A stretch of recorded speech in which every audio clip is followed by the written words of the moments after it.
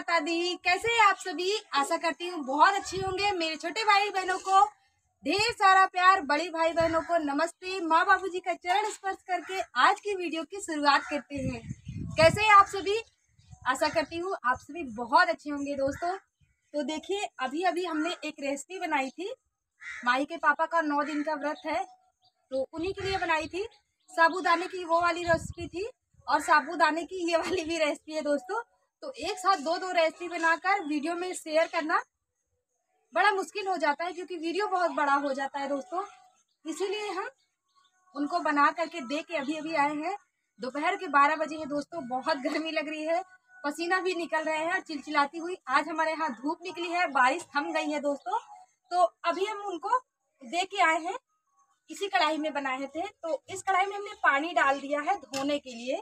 और इधर देखिए, हमने साबूदाने को भून लिया था इसी कढ़ाई में बिना तेल डाले, मतलब ऐसे ही भूना है। और इसे थोड़ी देर के लिए धूप में रख दिया था।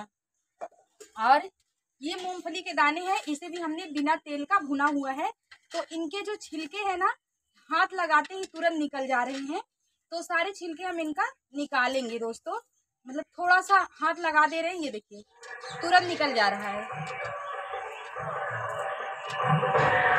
9 दिन के नवरात पूजने दुर्गा मंदिर जाऊंगी। 9 दिन का नवरात पूजने दुर्गा मंदिर जाऊंगी। सासू को ले जाऊंगी, ससुर को ले जाऊंगी, सासू को ले जाऊंगी, ससुर को ले जाऊंगी।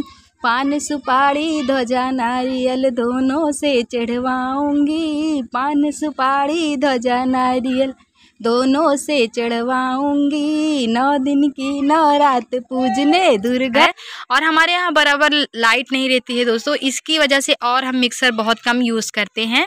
तो मूंगफली के दाने को हमने जो भुना हुआ था, उनका छिलका उतार दिया है हाथों से। बहुत जल्दी उतर गया है, तुरंत ही उतर जाता है।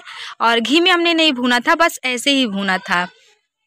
और जो साबूदाने हमने भुने थे, इसको भी हमें इसी मिक्सर में डालना है। लेकिन उससे पहले हम आलू और टमाटर दोनों सारी चीज़ों को एक साथ पीसेंगे और इसका गजब का टिकिया बनाएंगे, पूड़ी बनाएंगे। 3 तरीका हम बताएंगे इसको बनाने का, और तीनों आपको बना के दिखाएंगे भी। तो सबसे पहले आलू को छील लेते हैं, टमाटर को काट लेते हैं। छीलने के बाद आलू को हम धो लेंगे। वैसे पहले से हमने धोया हुआ है दोस्तों।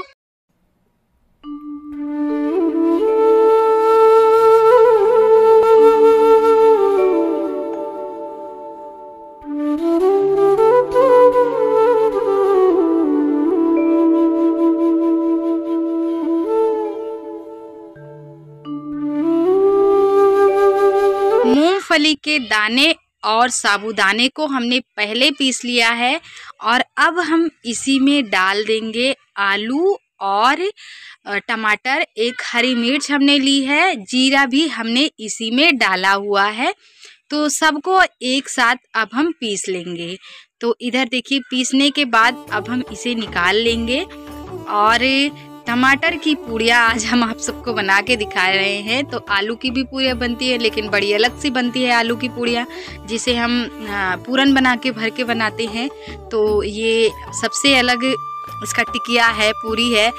2-3 तरीका है जो हम आपको दिखाएंगे। लेकिन पीसने के बाद देखिए, इतना ये चिकना हो गया है, इतना चिकना हो गया है कि हाथ में चिपक रहा है और बर्तन में भी उतना ही चिपका हुआ है।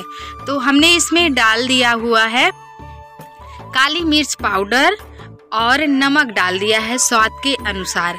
तो नमक हमने आलू में भी डाला हुआ है, जो आलू हमने पहले से बना के रखा हुआ है, क्योंकि आलू के साथ ये खाया जाएगा या फिर चाय के साथ खाया जाएगा। तो चाय के साथ, आलू के साथ, दोनों तरह से बहुत अच्छा लगेगा। और अब हमने इसमें डाल दिया है 100 ग्राम के करीब सिंघाड़े का आटा दोस्तों। तो ये देखिए, टिकिया की तरह हमें इसे बनाना है, और हाथों में ये बहुत चिपकता है। तो हम ट्राई कर रहे थे कि ये टिकिया बनेगा कि नहीं। अगर टिकिया नहीं बनेगा तो हम इसमें सिंघाड़े का आटा थोड़ा सा और डाल लेंगे। तो हमने चेक किया तो बन रहा था। फिर हाथों में थोड़ा थोड़ा सा सिंघाड़े का आटा या फिर तेल लगा के इस तरह से टिकिया बना लेना है। तो पहला हमारा तरीका यही है कि इसे सादा टिकिया बना लीजिए आप।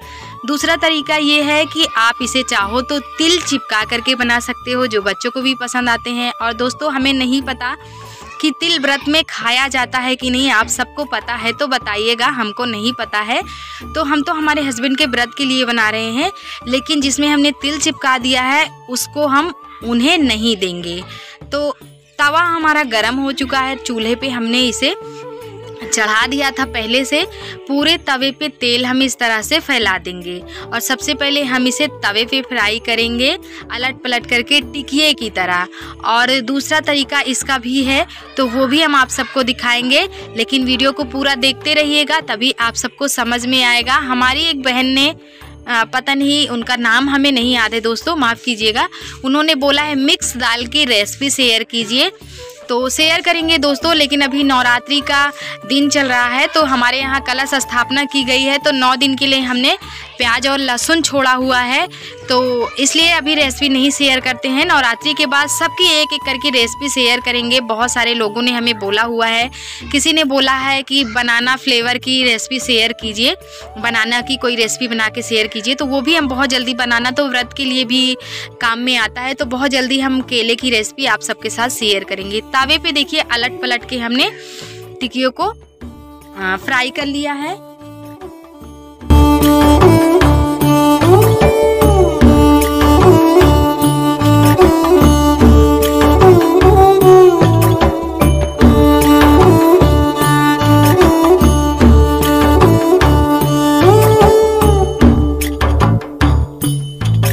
जितना टिकिया फ्राई करना है उतना ही बना के रखिए, नहीं तो फिर बर्तन में चिपक जाएगा दोस्तों। और तिल का जो हमारा टिकिया था ये तो बन के तैयार हो गया है। अब हम बिना तिल का फ्राई करेंगे, इसी तवे में ही अलट पलट करके फिर से तेल डालेंगे और फिर से थोड़ी मोटी मोटी सी बना के हमें रखना है और धीमी आंच पे ही पकाना है दोस्तों। देखिए हमने धीमी आंच ही कर रखी है, अगर ज़्यादा तेज आंच करेंगे ना तो फिर बहुत जल्दी जल जाएगा, ऊपर ऊपर जल जाएगा और नीचे नहीं हुआ रहेगा दोस्तों। तो आंच को बिल्कुल धीमी करनी है और अलटते पलटते रहना है। जब पहली बार तवे पे आप रखेंगे तो थोड़ा सा तवे में चिपकेगा, फिर दोबारा रखेंगे तो कुछ भी नहीं होगा, बहुत जल्दी आराम से चिपक जाएगा। और थोड़ा सा हम आपको तोड़ के भी दिखा दिए हैं, जो तिल का हमने फ्राई किया है उसे तोड़ के आप सबको दिखा दिया है, बिना तिल का भी हमने फ्राई कर लिया है। और इन सबको अब हम आराम से पलटना है, धीरे धीरे से। वैसे तो टूटेगा नहीं, लेकिन धीमी आंच पे पलट के आराम से, मतलब धीरज रख के इसको पकाना है, जल्दबाजी नहीं करनी है, नहीं तो फिर ऊपर ऊपर हो जाएगा और नीचे ये नहीं हो पाएगा, कच्चा रहेगा, फिर खाने में मज़ा नहीं आएगा। तो जो हमने तवे पे फ्राई किया था बगैर तिल का और तिल वाला, ये तो हमारा हो चुका है। अब हम आप सबको फ्राई करने का भी दूसरा तरीका बताते हैं। तो कढ़ाई में अब हम फ्राई करेंगे और इसको देंगे हमारे हस्बैंड को खाने के लिए, क्योंकि इसमें हमने तिल वगैरह कुछ भी नहीं रखा है, जो तिल का था वो हमने साइड में कर दिया है। और ये देखिए कढ़ाई में भी इस तरह से फ्राई किया जा सकता है, लेकिन इसे बेलन से नहीं बना पाओगे आप, हाथ से ही ठोक करके इसे थोड़ा तगड़ी तगड़ी कचौरियों की तरह मोटी मोटी थोड़ा सा बना लीजिए और फिर आलू के साथ इसे दे दीजिएगा खाने के लिए, नहीं तो चाय के साथ दे दीजिएगा।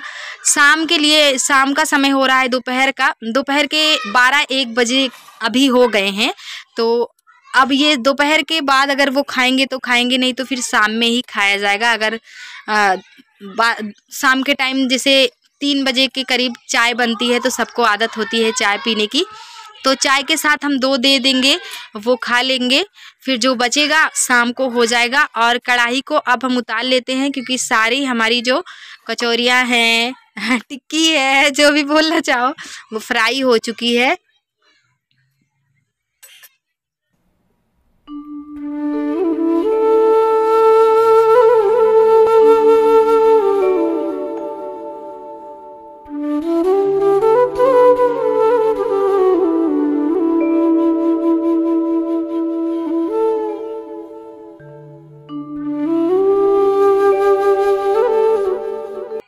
माही के पापा गए थे गंगा स्नान करने के लिए, तो वहाँ से प्रसाद लाए हैं, बच्चे उसी को खा रहे हैं। और हमारे बाबू को देखिए एकदम संदूक के और सोफे के बगल में कोने में घुस के बैठा हुआ है और यहाँ पे मोबाइल देख रहा है। ए फॉर एप्पल इसको बहुत पसंद है, वही हम इसको दिखाते हैं। तो पापा के मोबाइल लेके वहाँ पे ये देख रहा है आराम से।